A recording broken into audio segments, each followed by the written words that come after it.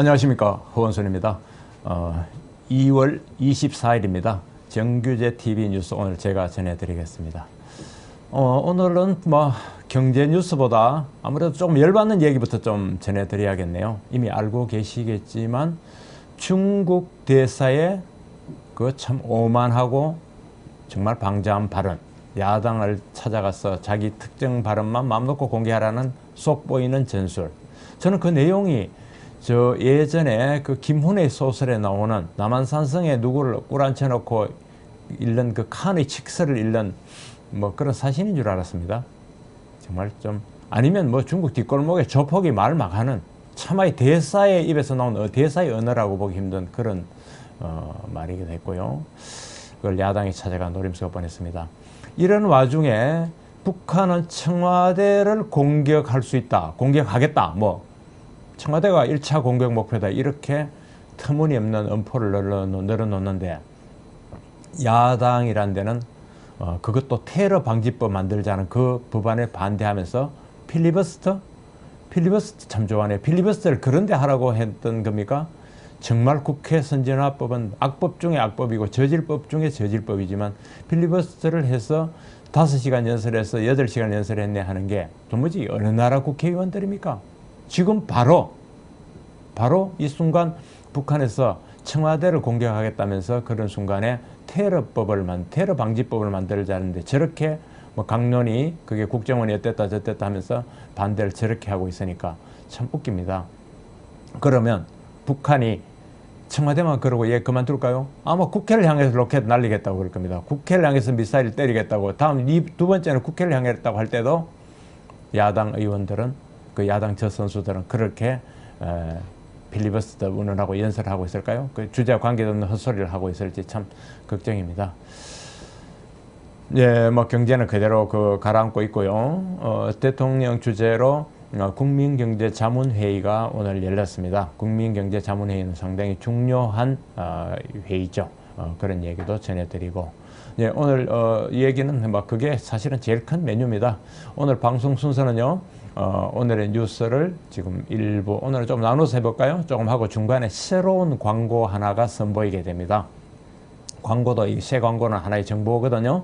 그래서 제가 뉴스 중에서 중간에 절반쯤 하면서 새로운 광고를 하나 전해드리고, 그래서 1, 2부 뉴스를 하고 오정근 교수의 경제산책. 오늘은 이것도 경제 얘기입니다만은 금융이나 제한된 좀 좁은 의미의 경제, 좀 무겁고 우울한 얘기보다는 조금 미래에 대한 재밌는 분석입니다. 모바일 혁명 2016 모바일 월드 컨그레스, 스페인 바르셀로나에 일어난 일을 계기로 오 교수님 경제산책도 있고, 그 다음에 제가 미리 보는 환경하겠습니다. 오늘도 정규제 칼럼은 있습니다. 사실은 저도 아까 잠시 얘기했습니다만 그거를 좀 깊은 각도에서 중국 대사의 터무니없는 협박, 그 다음에 그거를 야당에 가서 하고 그걸 공개하고 하는 그 속보인 그거에 대해서 정규제 주필의 좀 깊이 있고 심도 있는 분석이 이어질 겁니다. 중국 대사 협박에 왜 야당은 침묵했나, 이런 제목을 가지고 칼럼이 이어지니까 끝까지 봐주십시오. 그러면 오늘의 뉴스 목록 한번 보고 시작할까요? 오늘은 역시 미국과 중국의 외교장관, 외무라고 해야 될까요? 외교라고 해야 될까요? 외무장관 회담, 캐리하고 왕이 거기서 있던 이야기, 그리고 중국이 안 한다고는 했지만 일부 대북 제재를 하고 있는 것 같습니다. 중국은 표시 나지 않게 조금씩 하겠다는 건지 조금씩 이런 것들을 할 수 있다는 것을 맛보이기로 주는지도 모르겠습니다. 그래서 강도를 높이겠다는 거고요. 아까 얘기한 대로 여기 박 대통령 언급한 고용률 70%는 국정의 목표죠. 국민경제 자문회의에서 있던 얘기들. 그리고 은행이 우리 국내은행도 부실해지고 있다. 그리고 가계부채 늘어난다는 이런 얘기들이 쭉 이어집니다. 이외에도 몇 개의 뉴스는 더 있거든요. 서울시 교육청이 또 평지 풍파를 일으키는 이야기, 그리고 미국 대선, 유가, 이런 식으로 전해드리겠습니다. 9개의 뉴스를 추려봤네요. 자, 그럼 이송인 아나운서와 함께 하나하나씩 들어볼까요? 2월 24일 수요일 오늘의 뉴스입니다. 존 캐리 미 국무장관은 사드의 주한미군 배치 협의와 관련해 북한의 비핵화만 이룰 수 있다면 사드는 필요 없다고 말했습니다. 캐리 장관은 왕이 중국 외교부장과 회담한 뒤 기자회견에서 사드 배치를 고려하지 않을 조건은 비핵화라며 이같이 말했습니다. 캐리 장관은 또 러시아와 중국이 사드에 대해 우려를 표명해왔지만 미국은 사드 배치에 급급하거나 초조해하지 않는다는 점을 매우 분명히 밝혀왔다고 강조했습니다. 이어 사드는 공격무기가 아니라 순전히 방어무기라며 만약에 사드가 배치된다면 한국과 미국의 보호를 위한 것이라고 덧붙였습니다. 예, 미국과 중국과 미국의 국무장관, 외교부 장관 회담에서 중국 얘기는 하여튼 일관되게 사드 배치는 안 된다. 그거였습니다. 캐리 미 국무장관의 얘기는 북한이 비핵화만 확실해진다면, 그것만 담보된다면 굳이 사드를 배치할 이유가 없다. 그렇게 됐죠. 그래서 중국과 미국과 중국 간의 이 얘기 때문에 우리가 사드 배치를 위한 한미 간의 군사적 실무회담이 지금 연기된 상태입니다. 바로 어제 얘기입니다. 일단 연기가 됐고요. 다만 중국이 북한을 향해서 조금 더 제재를 할 것 같습니다. 무연탄 수입 금지 그런 조치 내려졌고요. 금융도 제한적이긴 하지만 단둥에서 북한으로 송금이 금지되긴 했습니다. 아직은 제한적인 조치로 봐야겠죠. 근데 이제 이게 과연 중국에 진짜 앞으로 이렇게 강하게 하겠다는 거냐? 아니면 이 정도로서 우리가 어느 정도 성의를 가지고 있다는 미니멈적인 제스처냐? 아니면 이런 것들도 할 수 있다는 어떤 또 하나의 또 다른 차원의 위력 과시냐, 이런 것들이 앞으로 우리가 봐야 될 관건이 아닌가, 저는 그런 생각이 듭니다. 그래서 어떤 중국이 광물이라든가 무역에 이런 제재에 갈 수 있다 그러고요. 대북 제재안이 이러면 다음 주에 나온다고 합니다. 물론 이 대북 제재안은 지금 그 제재안 놓고 미국과 중국이 장관들이 지금 모인 거죠. 그 내용이 매우 궁금해지네요. 네, 다음 뉴스로 가죠.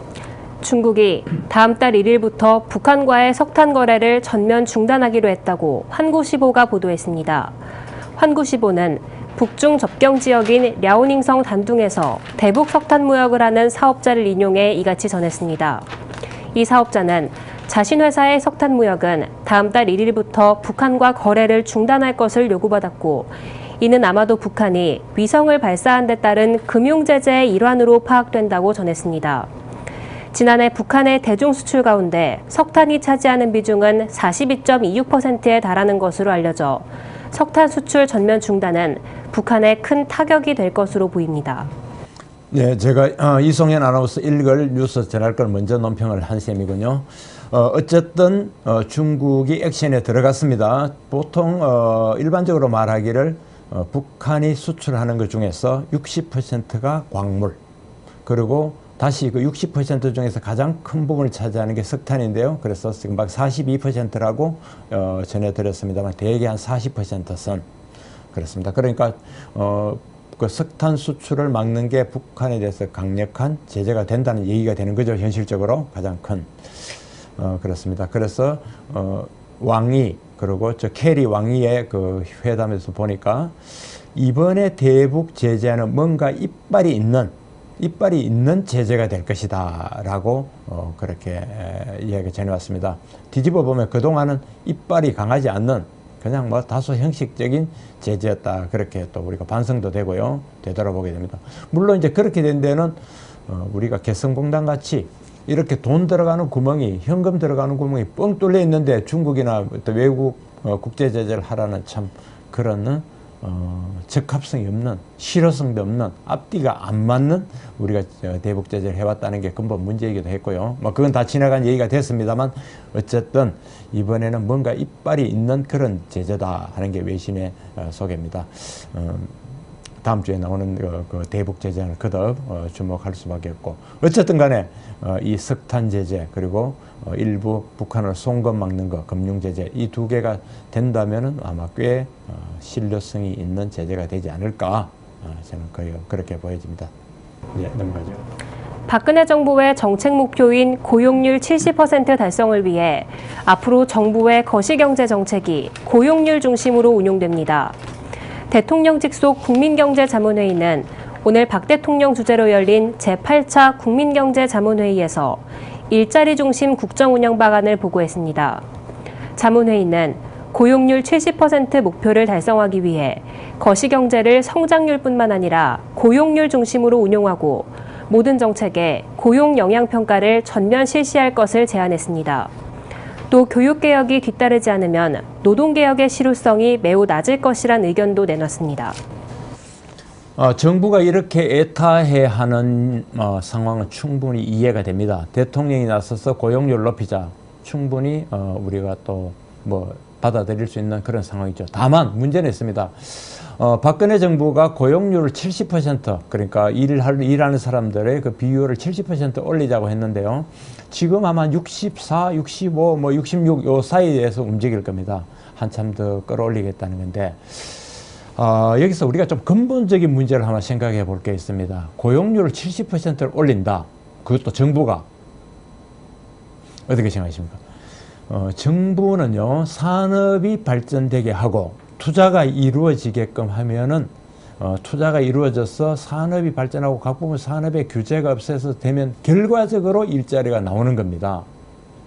결과적으로 산업이 발전해서 그래서 일자리가 올라가야 되는 건데 고용률을 높이자 하면은 자칫하면 잘못되면 그러니까 값싼 일자리만 정부가 만들어내는 마트를 통해서 연봉 3천만 원짜리 대졸 초임자 청년 일자리를 만들어야 되는데 이를테면 골목 상권을 강조하고 골목의 그 동반 성장을 강조해서 연봉 1,500만 원짜리만 여러 개 만들어내는 그런 결과가 나올 수도 있거든요. 그러니까 고용률 70%도 노리는 그거는 이해는 되지만 지금이 65%, 66, 67로 가더라도 좋은 일자리가 나와야 되는 겁니다.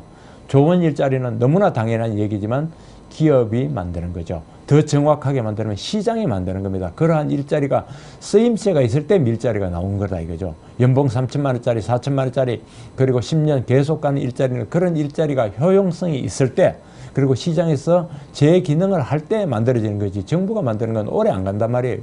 얼마 안 간다고요. 그래서 그게 자칫하면은 우리 노동의 생산성을 떨어뜨린다. 노동의 생산성을 떨어뜨리고 부가가치를 낮추는 결과도 나올 수 있다 이겁니다. 여기에만 수치에만 매달리면 이 부분 저는 굉장히 중요한 대목이라고 생각합니다. 잘못하면 부가가치를 떨어뜨리고 생산성을 낮추는 걸 정부가 그런 결과를 초래할 수 있다.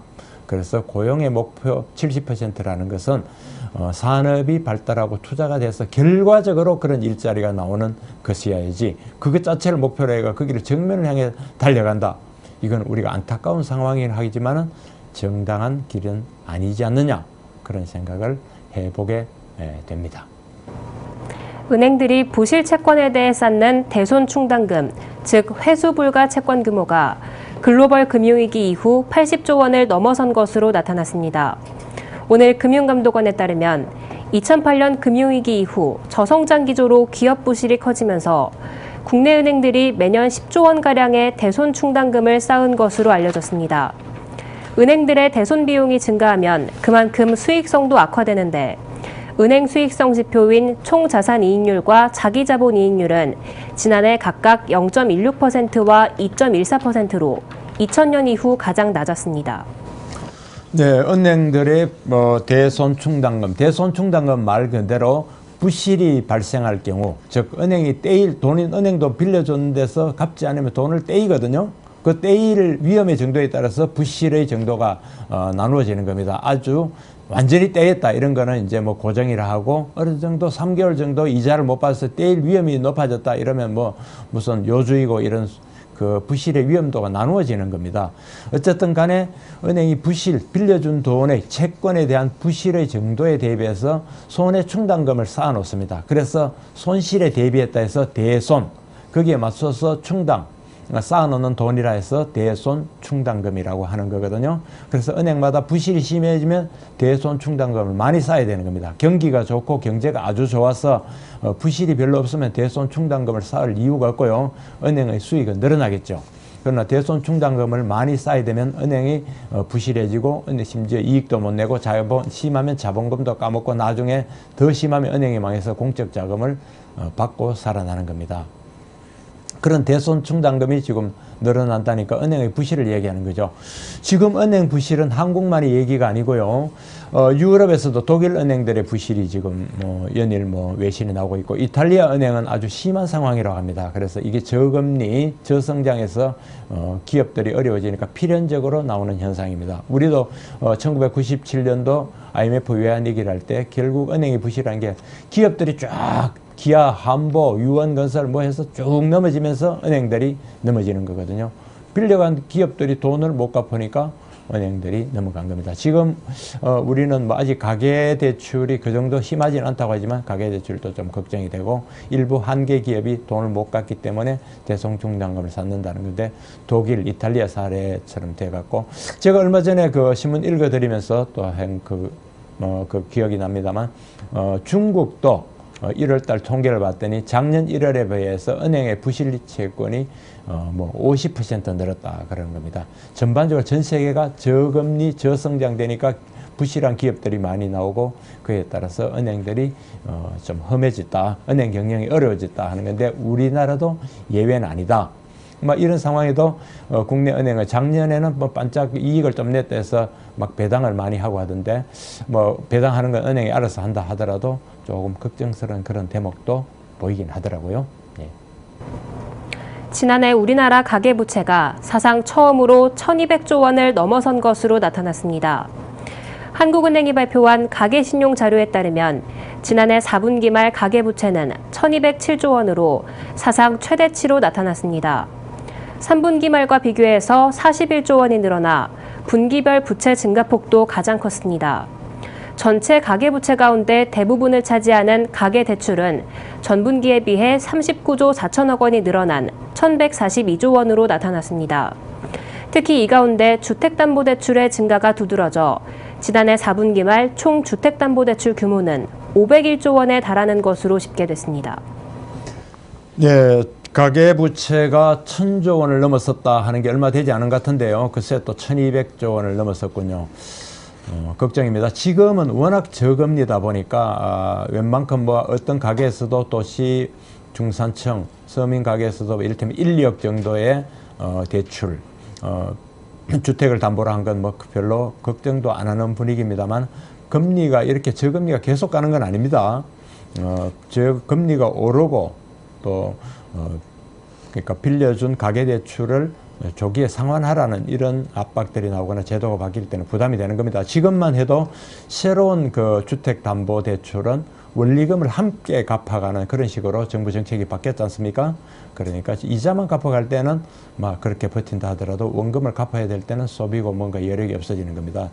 그래서 이게 이제 이렇게 가계대출이 늘어나니까 정부도 최근에 2월부터는 서울에서, 그리고 총선이 끝난 뒤 5월부터는 지방에도 원리금을 함께 갚아가는 쪽으로 제도를 바꾸었죠.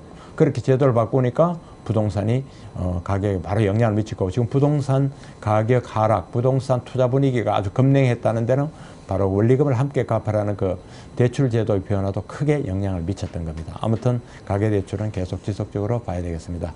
네, 여기까지를 편의상 1부로 하고요. 저희가 광고를 하나 지금 바로 전해드리겠습니다. 광고 전한 뒤에 바로 이어서 2부를 계속하겠습니다.